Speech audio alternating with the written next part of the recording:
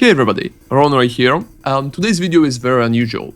GGG just revealed all Ascendancy, so now we have all Ascendancy nodes, and that's just amazing.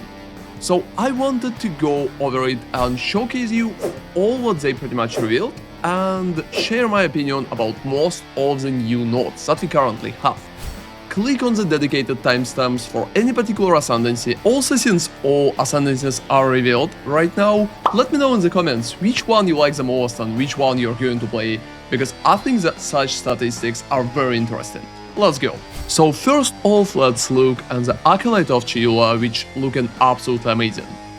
Probably the main node they pretty much revealed is the Reality Radiant. It's here, and it grants us 23% chance to gain 25% of damage with hits as extra chaos damage.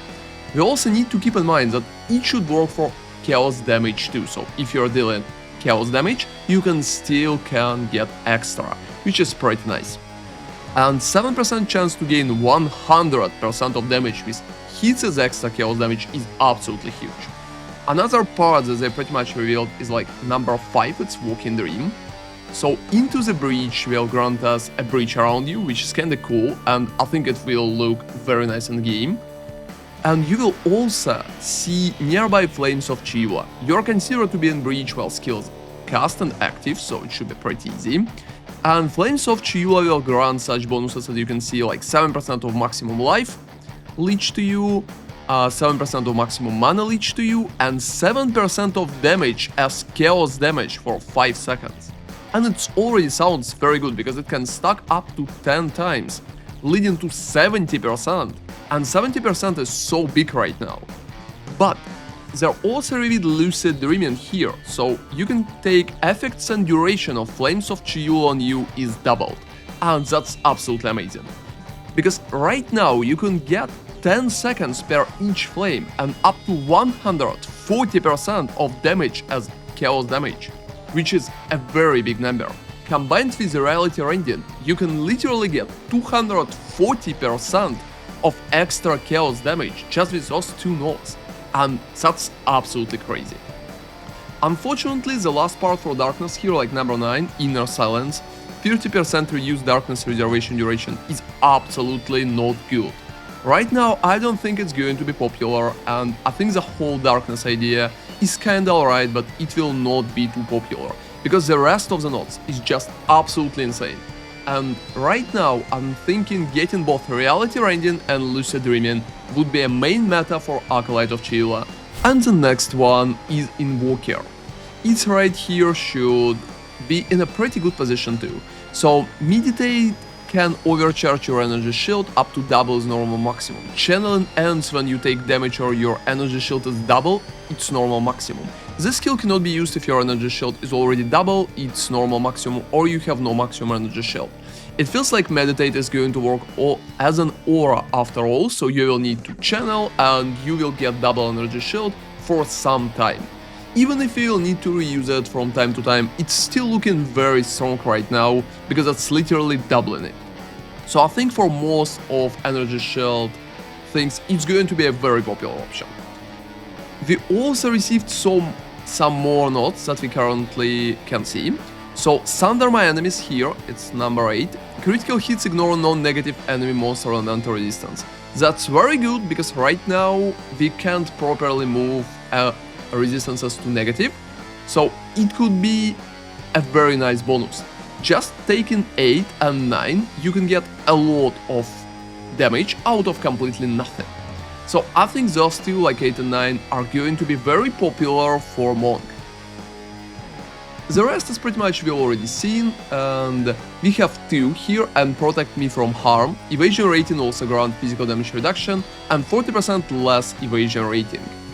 I think that's a very strong node as well, because it's going to boost your defensive capabilities very heavily. And node that kinda leads to it, it's Lead Me Through Grace. Gain 1 spirit for every 6 energy shield on equipped body armor and 1 spirit for every 15 evasion rating on equipped body armor. Cannot gain spirit from equipment. That's a hard part, and I think getting spirit from equipment is a pretty important mechanic. But for the endgame, when you will have just crazy crafted body armors, like mirror tier body armors, I think it will probably worth it. So for Invoker, going for number 1 and number 2, and then number 8 and number 9 probably will be the most expected part. However, Meditate still looking strong, so maybe dropping 2 and 1 to get Meditate and some parts here. We also have 7 meta skills gain 35% more energy, and I think it's going to stack very well with cast on critical or, for example, cast on melee kill. So taking number 3, number 7, 8 and 9 should be a decent option as well. Moving forward, we have Gemling Legionnaire here, and additional nodes that Legionnaire has, just like absolutely insane. First part, they nerfed Crystal and Potential. It's not 12% of quality of all skills, it's 10% instead. And that's kinda sad, to be honest. But we also have number 2 here implanted gems, plus 1 level of all skills. I think that's going to be very strong in Path Exile Tier 1. You will be able to get a lot of additional bonuses just from the skill levels. We also have a little changed advanced thaumaturgy. It's like 30% less cost of skills, and skilled gems have 30% more attribute requirements, so it's like here. And I think less cost is cool, but I don't really think it's going to be very popular. Skill slots are pretty much staying, gems studded too, and we have Thaumaturgical Infusion.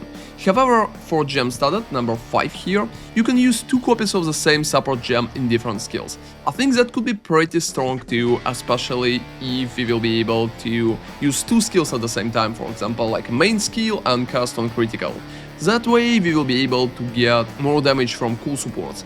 However, I think it's mostly quality of life bonus and will be used for unusual supports and not just pure damage, because from the position of the pure damage, it's not really worth 2 points. And we also have inherent bonuses from intelligence, strength and dexterity are double, and that's just insane. When I talked about Mercenary and Gemling Legionnaire in my previous video, I think I commented that it's going to be very good for stacking attributes. So I think enhanced effectiveness making it even better for stacking attributes, because the potential is definitely there.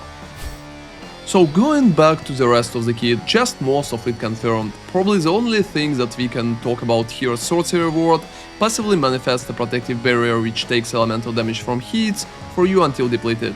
The barrier instantly recharges to its full value a short time after it stops taking damage or when it's fully depleted. So I think it should be a pretty decent way to protect yourself, considering how they worded it. But if you are taking it, like taking Obsessive Ritual, I think going forward and taking Ceremonial Ablution for increased effect and recover faster will be pretty much mandatory to make it good enough. Moving forward, we have Infernalist, and here there are so many nodes that are pretty much revealed, because there have been so many unrevealed nice ones before. We have some comments about demon form, so shapeshift into demon form, vastly boosting the power of your spells. You gain demon flame every second you remain in demon form, causing your life to be lost at an ever-increasing rate, so it's like damage over time. I already commented on that. Revert to human form if you reach 1 life. Use a skill that isn't a spell or reactivate this skill. So when you are using a skill that isn't a spell, you're going to lose the demon form. I think it's a very great way to exit it. So you're entering it, you're casting some spells, and after like 5 or 10 seconds you are using different type of skill and you're just leaving demon form. I think that's going to be a very nice thing in such form, because you will be able to exit at wish, and that's a very important part here. Bait that will here give us reserves 25% of life, plus 1 maximum spirit per 25 maximum life. And that's just absolutely amazing for minions, it's absolutely amazing for aura bots, for aura stack, for anything like that. Because it will provide you with crazy amount of spirit, but you will need to stack life for it.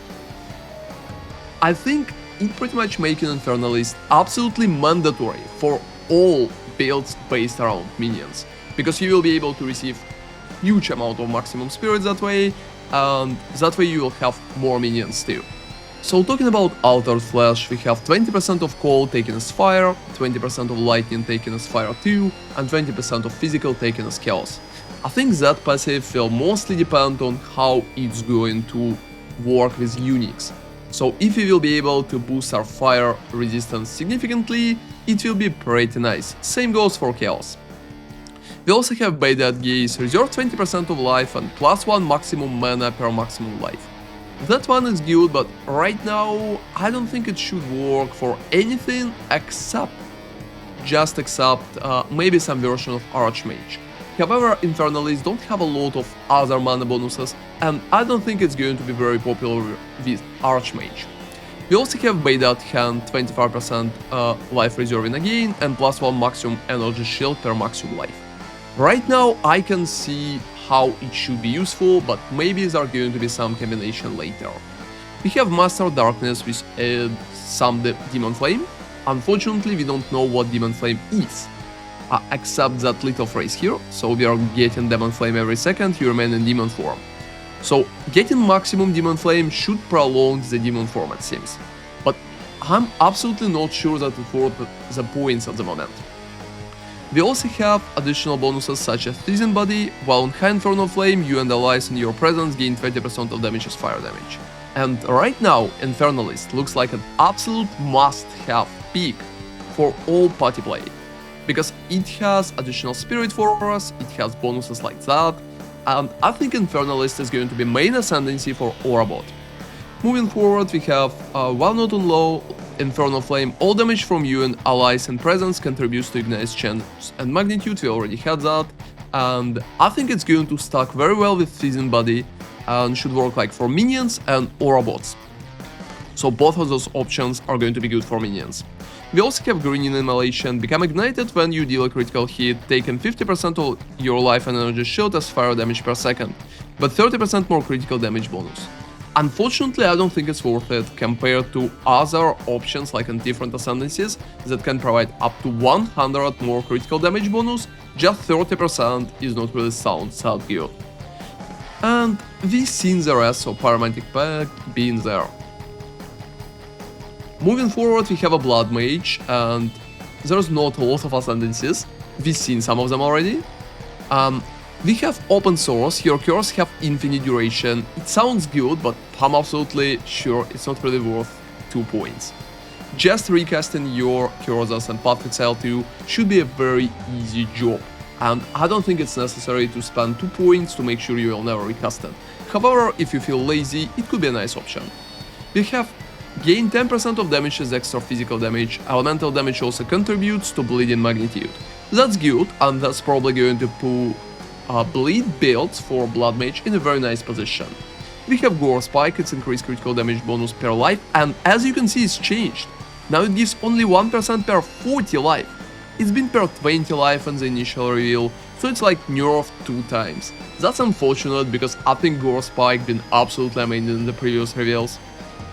And we have Thunder the Flash, base critical hit chance for spells 15%, that's very strong, and I think that's definitely worth the points. I would take the Gore Spike and Thunder Flash for almost all Blood Mage picks, because making critical hit chance for spells higher is going to make your life significantly easier, and it will be easier to reach maximum crit hit chance for spells as well. We have Grasping Wounds, 25% of life loss from hits is prevented, then that much life is lost over 4 seconds and stuff. That literally petrified for Path of Exile 1, and I think it's going to be pretty strong to boost survivability, in case if you're ready to spend 2 points here. So we need to take at least 2 points, after that we will take probably like 5 and 6, and we will need to pick only 1 additional thingy. So 7 looks kinda good. And Crimson Power, gain energy shield from equipped body armor as extra maximum life. So if you will go for Crimson Power, you will need to drop Thunder the Flash. And if you will go for Thunder the Flash, you will need to drop Crimson Power in the most cases. So right now it looks like you will need to choose between the two. We also have additional part here for Vitality Siphon, we already seen that, and Sanguimancy is kinda good, it can still add additional life. Moving up here we have Pathfinder, and whoa, that looks heavy. Currently, for the Pathfinder, most of the Ascendancy being revealed already, and there's not a lot of stuff that we need to comment. I think grant 5 passive skill points, 6 travel and wisdom, looking very good, especially if you remember like all Cyan from Path Exile 1, and I think builds that are very points hungry could take it, especially if you would have cool options in the tree such as voices, for example. Your speed is unaffected by slow is definitely not worth 2 points. Like, I don't really think it's a great thing. 30% less movement speed penalty when using skills while moving, I think it's kinda good, and it should feel a little better. We have brew concoctions, so mostly for concoctions build, and nothing changed about that. We have overwhelming toxicity, so double the number of poisons you can inflict on enemies. I think it's very strong for poison builds, and Pathfinder is probably going to be a must-have for all poison-related builds just because of the overwhelming toxicity here.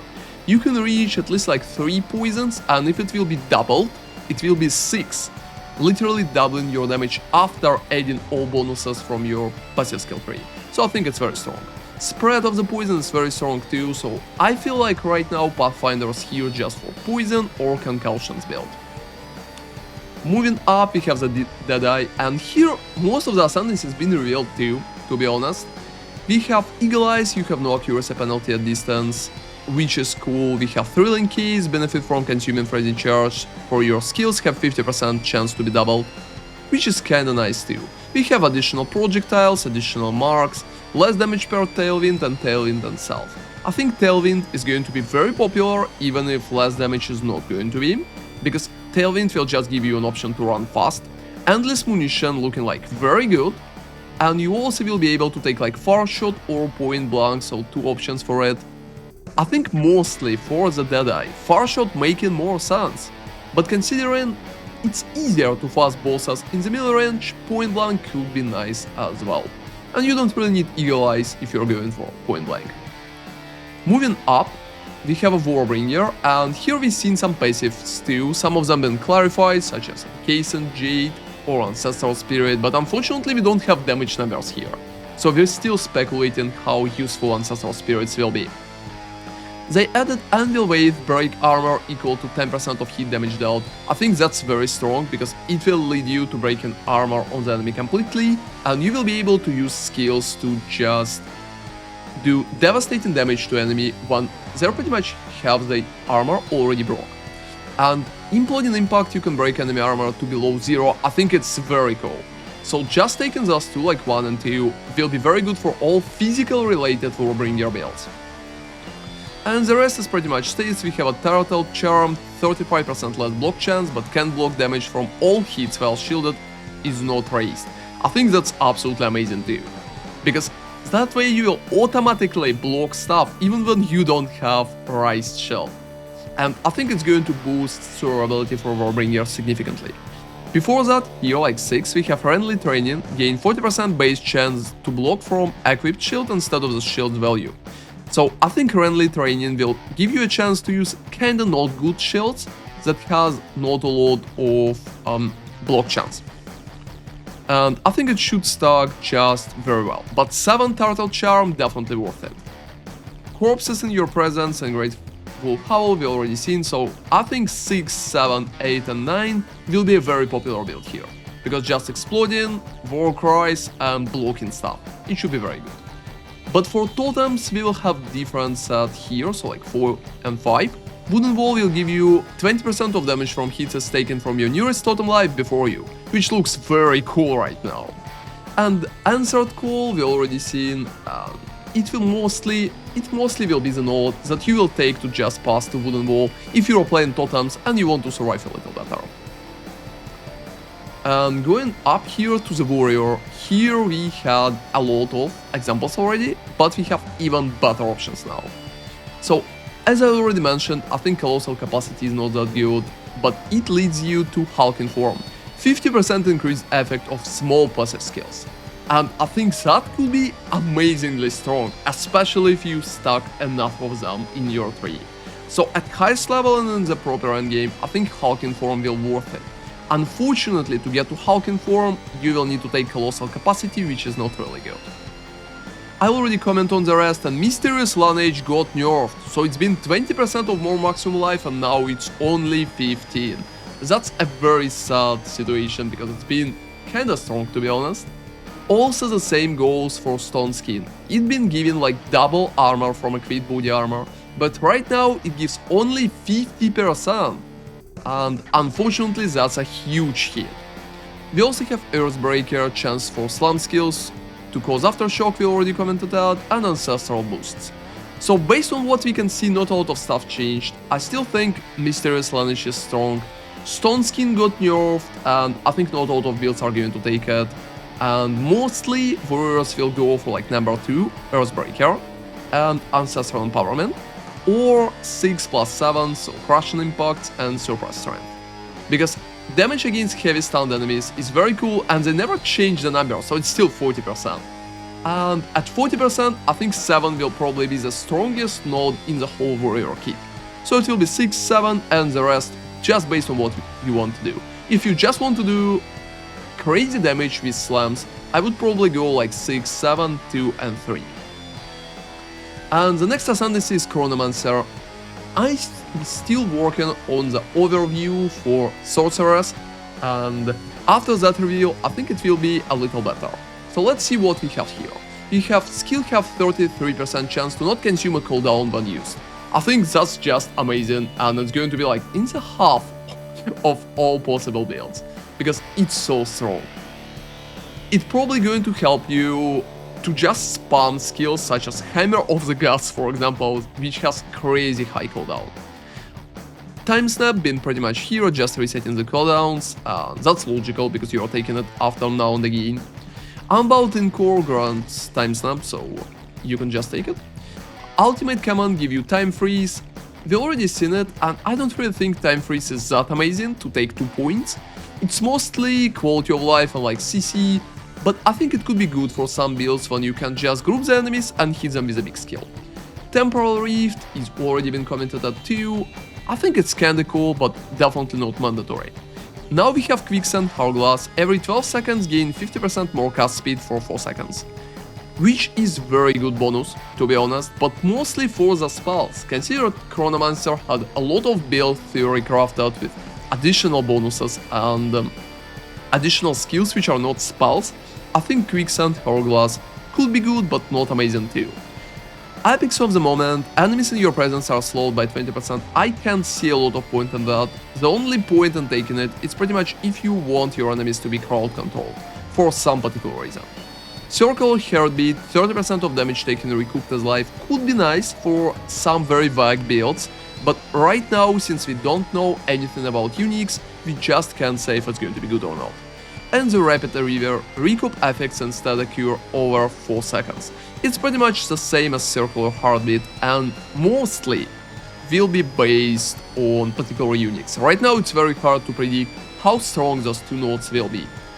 So right now Chronomancer stays an Ascendancy that based around cooldowns in my opinion. And the last one is Stormweaver.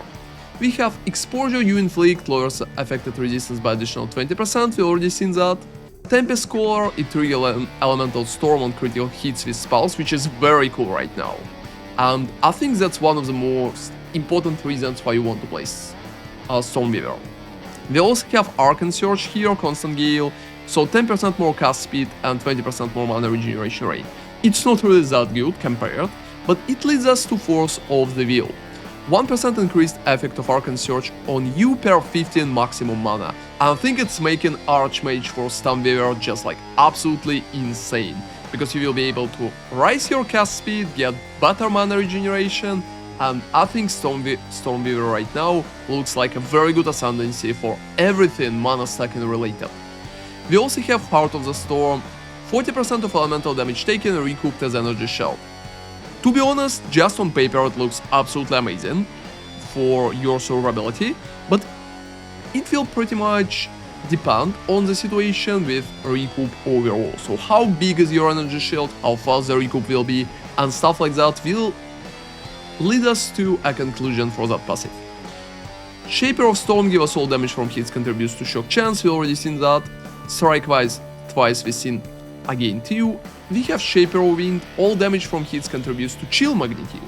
And I think it could be kinda nice, but I think chill is significantly less important than shock, and it's not that strong.